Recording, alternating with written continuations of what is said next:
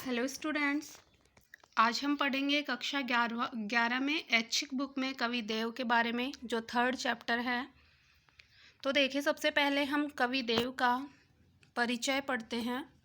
महाकवि देव का जन्म इटावा उत्तर प्रदेश में हुआ। उनका पूरा नाम देवदत्त द्विवेदी था।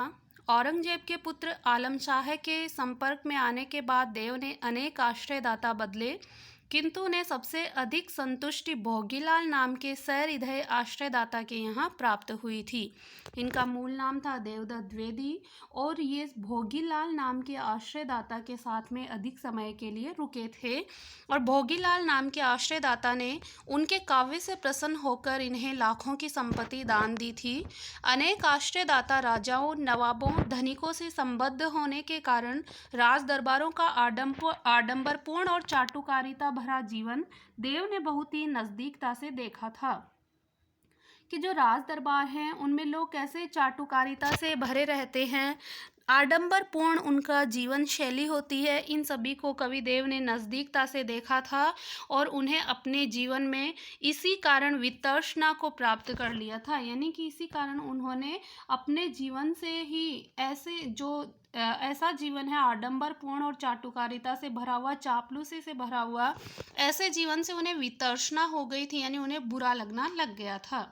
रीतिकालीन कवियों में देव बड़े ही प्रतिभाशाली कवि थे।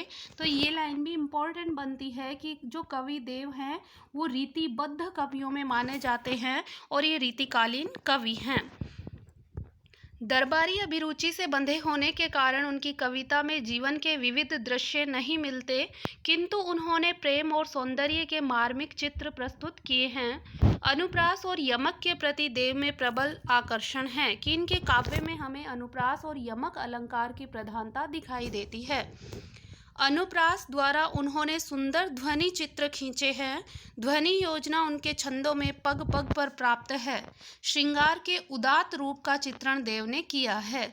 ध्वनि चित्र क्या होता है, जिसको बिंब के नाम से हम जानते हैं, यानी जिन्हें हम पढ़ते हैं तो हमारे दृश्य पटल पर एक चित्र सा उभर जाता है, उसी को ध्वनि चित्र कहा जाता है। देवकृत कुल ग्रंथों की संख्या 52 से 72 तक मानी जाती है। जो कवि की रचनाएं हैं वो महत्वपूर्ण हैं, जिनमें रसविलास, भावविलास, भवानी विलास, कुशल विलास, अष्टयाम, सुमील विनोद, सुजान विनोद, काव्य रसायन, प्रेम दीपिका आदि इनकी प्रमुख रचनाएं हैं। देव के कवित सवैयों में प्रेम और सौंदर्य के इंद्रधनुषी चित्र मिलते हैं।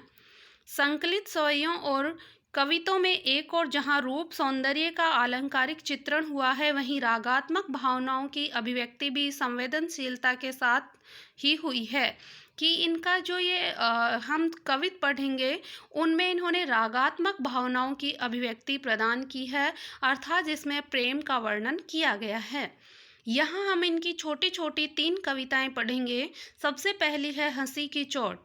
हंसी की चोट विप्रलंब श्रृंगार का अच्छा उदाहरण है। विप्रलंब श्रृंगार होता है, श्रृंगार रस के 2 भेद होते हैं, एक वियोग श्रृंगार और एक संयोग श्रृंगार। वियोग श्रृंगार को ही विप्रलंब श्रृंगार कहा जाता है। वियोग श्रृंगार वहाँ होता है जहाँ नायक और नायिका में दूरी बनी रहती है और वो एक दूसरे की याद में तड़पते हैं, वहाँ पर विप्रलंब श्रृंगार होता है। कृष्ण के मुंह फेर लेने से गोपियां हंसना ही भूल गई हैं। वे कृष्ण को खोज कर करके हार चुकी हैं। अब तो वे श्री कृष्ण के मिलने की आशा पर ही जीवित बनी हुई है। उनके शरीर के 5 तत्वों में से अब केवल आकाश रूपी तत्व ही शेष रह गया है। जो शरीर में 5 तत्व हैं, उन 5 तत्वों में से केवल आकाश रूपी तत्व ही अभी शेष रहा है। 5 तत्व कौन कौन से होते हैं? भूमि, जल, वायु, अग्नि और आकाश। जिनमें भूमि, जल, वायु और अग्नि चारों तत्व उस गोपी के नष्ट हो चुके हैं, केवल आकाश तत्व बचा हुआ है। सपना, जो उनकी दूसरी छोटी सी कविता है, जिसमें कृष्ण स्वप्न में गोपी को अपने साथ झूला झूलने के लिए कहते हैं, तभी गोपी की नींद टूट जाती है और उसका स्वप्न खंडित हो जाता है। इसमें संयोग वियोग का मार्मिक चित्रण हुआ है। तीसरी है इनकी दरबार। दरबार में पतनशील और निष्क्रिय सामंती व्यवस्था पर देव ने अपनी तीखी प्रतिक्रिया व्यक्त की है। जो दरबारी लोग हैं उनके बारे में, राजा के बारे में और वहाँ की सभा जो जनता है उनके बारे में भी कवि देव ने तीखी प्रतिक्रिया व्यक्त की है, उन पर व्यंग्य कसा है। अब सबसे पहले हम लोग पढ़ेंगे हंसी की चोट, जो इनकी प्रमुख छोटी सी कविता है। तो देखिए सबसे पहले हंसी की चोट। सांसनी ही सो समीर गयो अरु आंसुन ही सब नीर गयो ढरी। हमने पहले ही पढ़ लिया कि इसके अंतर्गत कवि देव ने गोपी के विप्रलंब श्रृंगार के बारे में बताया है। तो सांसनी शब्द का अर्थ होता है सांसों में। सो समीर गयो अरु, समीर यानी होता है वायु या हवा, अरु यानी और, आंसुन ही सब नीर गयो ढरी, आंसुन यानी आंसुओं से, नीर यानी होता है पानी, ढरी यानी होता है ढुलकना या बहना। तेज गयो गुण ले अपनो, तेज, तेज यानी होता है जो शरीर का तेज होता है वो भी जा चुका है। और भूमि गई तन की तनुता करी, और जो भूमि यानी धरती है, पृथ्वी है, वो भी तन की यानी शरीर की, तनुता यानी होता है कृशता या फिर दुबलापन। देव जिये मिली बेही की आसहु पास आकाश रहो भरी।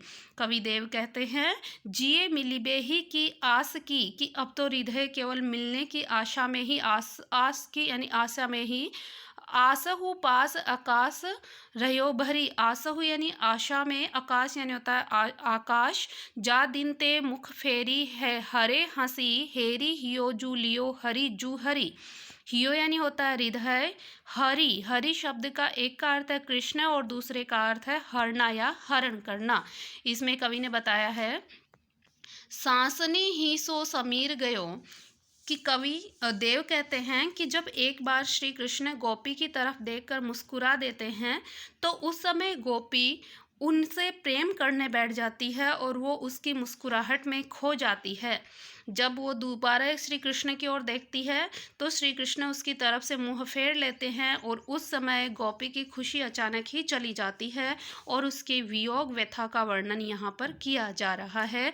तो गोपी कह रही है कि सांसनी ही सो समीर गयो, कि जो उसकी वियोग व्यथा है उस वियोग व्यथा में गोपी इतनी तेज तेज श्वास ले रही है कि उसका जो तेज श्वास लेने के कारण जब वो सांसें छोड़ती है तो उसके शरीर की वायु है वो निकल चुकी है, सांसों के कारण शरीर की वायु समाप्त हो चुकी है। अर्थात पहला जो 5 तत्व है उसमें से पहला तत्व वायु इसके शरीर से समाप्त हो गया। आंसुन ही सब नीर गयो ढरी, और आंसुओं के कारण यानी वो इतनी अधिक रोती है विरह व्यथा में कि रोने के कारण उसके आंसुओं से शरीर का जल तत्व भी बहकर बाहर निकल चुका है। तेज गयो गुण ले अपनो अरु भूमि गई तन की तनुता करी। इसके अंतर्गत गोपी के शरीर का तेज अर्थात उसके सौंदर्य की चमक है, सौंदर्य की चमक की गुण भी खो चुकी है। गुण ले अपनो कि सौंदर्य के चमक का गुण भी खो चुकी है, अर्थात उसका तेज अग्नि रूपी तत्व भी समाप्त हो चुका है। भूमि गई तन की तनुता करी, और विरह व्यथा के कारण वो इतनी कमज़ोर हो गई है कि कमज़ोरी में उसके शरीर का भूमि तत्व भी निकलकर जा चुका है, शरीर में कमज़ोरी आ चुकी है। देव जिये मिली बेही की आसहु पास आकाश रहो भरी। इस प्रकार विरही की गोपी जो विरही गोपी है उसके शरीर के 5 तत्व है, भूमि जल वायु अग्नि और आकाश में से अब केवल कवि देव कहते हैं जिये मिली बेही की आस की, कि जीने के हृदय में मिलने की आशा अभी भी शेष बची हुई है, और वो आशा केवल आसहु पास आकाश रहो भरी, केवल आकाश तत्व के कारण ही वो आशा अभी भी लगाए हुए है कि श्री कृष्ण से मिलने की आशा है और उसी के आधार पर वो जीवित बैठी है। जा दिन ते मुख फेरी हरे हंसी, कि जिस दिन पर कवि श्री कृष्ण ने गोपी की तरफ से मुँह फेर लिया था, हेरी हियो जू लियो हरी जू हरी, तभी से उसका दिल तो श्री कृष्ण के पास चला गया। उसकी हंसी हरी जू हरी, कि हरि ने उसकी हंसी को भी हरण कर लिया है, श्री कृष्ण ने उसके हृदय को चुरा लिया, हरण कर लिया है और वो हंसना तक भूल गई है। इस सवैये में जो कवि देव हैं उन्होंने ब्रजभाषा का सुंदर वर्णन किया है। वियोग श्रृंगार रस की प्रधानता है। हरि जू हरि, हरि एक हरि का अर्थ श्री कृष्ण और दूसरे हरि का हरण करना, अतः यहाँ पर यमक अलंकार प्रयुक्त हुआ है। तन की तनुता हरे हंसी हेरी हियो, इन सब में अनुप्रास अलंकार प्रयुक्त हुआ है। मुख फेर लेना मुहावरे का प्रयोग हुआ है। और मानव शरीर में 5 तत्व हैं, उन 5 तत्वों के आधार पर ही इसी संपूर्ण सवैयों को बनाया गया है। और यहाँ पर अतिशयोक्ति अलंकार का प्रयोग हुआ है। दूसरा पद हम देखेंगे सपना। सपने में यही है कि कवि कहते हैं कि जो गोपी है या नायिका है उसके स्वप्न दशा का वर्णन किया गया है। वो स्वप्न में देखती है कि श्री कृष्ण आकर उसे नायिका को झूला झूलने के लिए निमंत्रण देते हैं, लेकिन जो ही स्वप्न भंग होता है तो वहाँ पर ना हरि होता है और ना ही वहाँ पर बादल होते हैं। तो देखें, जहरी जहरी झीनी बूंद है परती मानो। जहरी यानी होता है वर्षा की बूंदों की झड़ी लगना, झीनी बूंद यानी छोटी छोटी बूंदें, परती मानो, परती यानी गिरना, कि ऐसे लगती है पतली पतली बूंदें, वर्षा की झड़ी की बूंदें गिर रही हैं। मानो, मानो यानी ऐसा प्रतीत होता है। गहरी गहरी घटा घेरी है गगन में, गगन यानी आकाश और गहरी गहरी यानी गहर घटाएं, काली घटाएं, घेरी है यानी घिरी हुई है। आनी कयो श्याम मोसो, चलो झूलीबे को आज, इस समय आनी यानी आकर के, कयो यानी कहते हैं, श्याम यानी श्री कृष्ण, मोसो यानी मुझसे, चलो झूलीबे को आज, कि चलो आज झूला झूलने के लिए चलते हैं। फूली न समानी भई ऐसी हो मगन में, फूली न समानी का अर्थ यहाँ पर होता है अत्यधिक प्रसन्न हो जाना। तो उस समय गोपी अत्यधिक प्रसन्न हो जाती है और फूली नहीं समाती, ऐसे हो मगन में, और उस स्वप्न दशा में इतनी मग्न हो जाती है। चाहत उठोई उठी गई सो निगोड़ी नींद, निगोड़ी, निगोड़ी यानी होता है निर्दयी, कि उस समय वो इतनी मग्न रहती है, उस समय जब वो उठने के लिए, झूला झूलने के लिए उठना चाहती है तो उसकी निर्दय नींद खुल जाती है। सोए गए भाग मेरे जागी जानी और जगन में, कि उस समय भाग्य तो सो गए और सोए गए भाग, जब वो जागी तो उसके भाग तो सो गए और वो निंद्रा से जाग गई। आँख खोली देखो तो न घन है न घनश्याम, जब आंखें खोलकर देखती है तो ना ही तो घन यानी बादल हैं और ना ही घनश्याम अर्थात श्री कृष्ण थे। वेई छाई बूंदे मेरे आंसू वे द्रगन में, वेई छाई यानी उसी समय जो मेरे बूंदे मेरे आंसू वे द्रगन, द्रगन यानी नेत्रों में, उसी समय मेरी आँखों में, नेत्रों में आंसू समाये हुए थे और वो ऐसे लग रहे थे जैसे कि बारिश की बूंदें हों। तो देखें दोबारा सब हम पढ़ते हैं। जहरी जहरी झीनी बूंद है परती मानो, वर्षा ऋतु में झीनी बूंदें गिरती हैं, उसी के बारे में कवयित्री नायिका या गोपी कह रही है। जहरी जहरी झीनी बूंद है परती मानो, ऐसा लगता है कि बारीक बारीक बूंदें गिर रही हैं, अर्थात बादलों की, वर्षा के बूंदों की झड़ी लगी हुई है। गहरी गहरी घटा घेरी है गगन में, और गहरी घटाएं आकाश में छाई हुई है। आनी कयो श्याम मोसो चलो झूलीबे को आज, उस गोपी स्वप्न ले रही है और स्वप्न दशा में श्री कृष्ण को देखती हैं और श्री कृष्ण आकर कहते हैं कि हे गोपी चलो आज झूला झूलने के लिए चलते हैं। फूली न समानी भई ऐसी हो मगन में, उस समय गोपी ऐसा सुनते ही फूली नहीं समाती, अर्थात अत्यधिक प्रसन्न हो जाती है और वो स्वप्न दशा में मग्न रहती है। चाहत उठोई उठी गई सो निगोड़ी नींद, और जो ही वह साथ चलने के लिए उठने का प्रयास करती है तो उसके नेत्र खुल जाते हैं, वो जाग जाती है। सोए गए भाग मेरे जानी वा जगन में, और गोपी कहती है कि उसका जागना ही उसके भाग्य को सुला गया, अर्थात जब वो जागती है उसकी नींद खुलती है तो वैसे ही श्री कृष्ण मिलन का स्वप्न भी गायब हो जाता है। तो इस समय उसके भाग्य सो गए हैं, अर्थात श्री कृष्ण उसको नहीं दिखाई दे रहे। आँख खोली देखो तो न घन है न घनश्याम, जब गोपी ने आँखें खोली स्वप्न से बाहर आई तो ना ही तो घन अर्थात बादल थे और ना ही घनश्याम अर्थात श्री कृष्ण थे। वे ही छाई बूंदे मेरे आंसू हुए द्रगन में। जब गोपी कहती है, जब वह स्वप्न से जाग जाती है तो बादलों की बूंदों की जगह उसके आंसू ही बनकर छाए रहते हैं। इससे कवि का ये भाव है कि जो गोपी स्वप्न में श्री कृष्ण के मिलने के साथ संयोग अवस्था में थी, वही नींद खुलने पर वियोग अवस्था में आ जाती है। अतः इस कविता में कवि ने जो वियोग और संयोग दोनों ही श्रृंगार रस का वर्णन एक साथ में किया है। तो इस कविता में श्रृंगार रस के संयोग और वियोग दोनों पक्षों का चित्रण किया गया है। जहरी जहरी और गहरी गहरी में पुनरुक्ति प्रकाश अलंकार है। निगोड़ी नींद गहरी गहरी घटा घेरी, इसमें अनुप्रास अलंकार प्रयुक्त हुआ है। अगला जो हमारा तीसरा पद है वो देखें, दरबार। दरबार पद में कवि ने जो तत्कालीन राज दरबार हैं उनकी पतनशीलता और निष्क्रिय सामंती व्यवस्था पर तीखी प्रतिक्रिया व्यक्त की है। साहिब अंध मुसाहिब मूक सभा बहिरी रंग रीझ को माचो। कवि कहते हैं कि साहिब अंध, साहिब यानी स्वामी या राजा तो अंधे हैं। मुसाहिब मूक, मुसाहिब यानी होते हैं जो राजा के दरबारी हैं वो मूक, मूक यानी गूंगे हैं।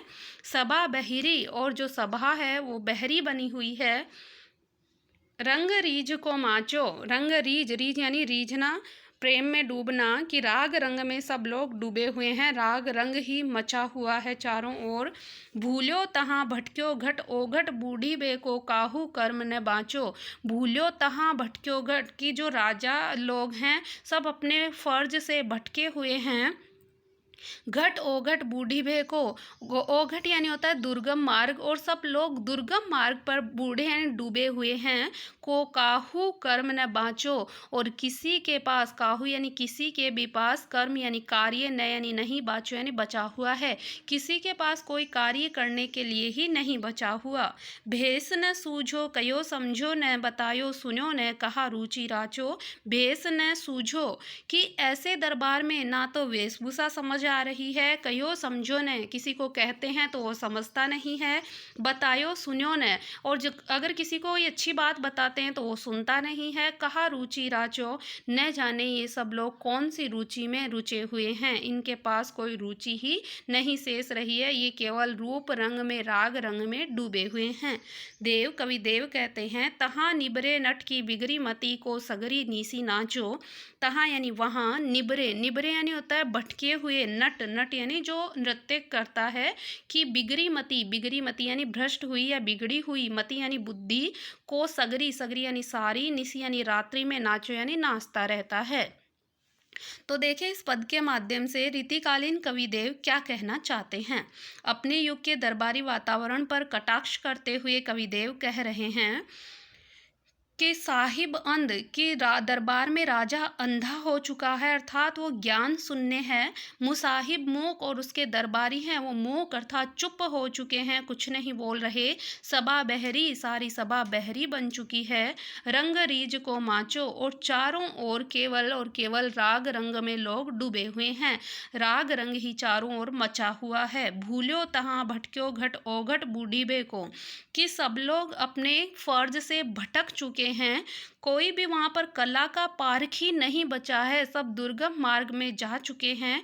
को काहू कर्म न बाँचो, किसी के लिए कोई भी कार्य अवशेष नहीं रह गया। भेष न सूझो कयो समझो न, ना तो किसी की वेशभूषा का पता चलता है, ना कोई कहने पर समझता है। बतायो सुनो न, और बताने पर कोई सुनता नहीं है। कहा रुचि राचो, न जाने किसकी किस में रुचि बनी हुई है, कौन किस रुचि में रुचा हुआ है। देव तहाँ निबरे नट की बिगड़ी मति को, देव, कवि देव कहते हैं कि ऐसा लगता है भोग विलासिता के कारण सबकी बुद्धि है, मति है, वो नष्ट हो चुकी है। तहाँ यानी वहाँ, निबरे नट की यानी कि कला से भटके हुए कलाकार की, बिगड़ी मति, मति भ्रष्ट हो चुकी है। को सगरी निसी नाचो, कि वह आधी रात्रि में, सारी रात्रि में वह नाचता रहता है, अर्थात उसका नृत्य किसी के काम का नहीं होता, कोई उसका आनंद नहीं ले पाता। तहाँ निबरे नट की बिगड़ी मति को सगरी निसी नाचो, कि वहाँ पर कला से भटके हुए कलाकार की मति या बुद्धि भ्रष्ट हो चुकी है, जो सारी रात्रि में नाचता रहता है, अर्थात उसके नृत्य से कोई भी आनंद को नहीं प्राप्त करता है। सभी लोग अनुभूति से शून्य हो गए हैं। इसके अंतर्गत देखिए, रुचि राचो निसी नाचो निबरे नट, यहाँ पर अनुप्रास अलंकार प्रयुक्त हुआ है। और ये सवैया कवि ने दरबारी ये जो सवैया है इसमें कवि ने रीतिकालीन दरबारी वातावरण का वास्तविक चित्रण प्रस्तुत किया है। इसमें ब्रज भाषा का प्रयोग हुआ है और इस प्रकार से कवि ने दरबारी जो व्यवस्था है उस पर व्यंग्य प्रस्तुत किया है। अगला चैप्टर हम पढ़ेंगे अगले वीडियो में। तब तक के लिए धन्यवाद।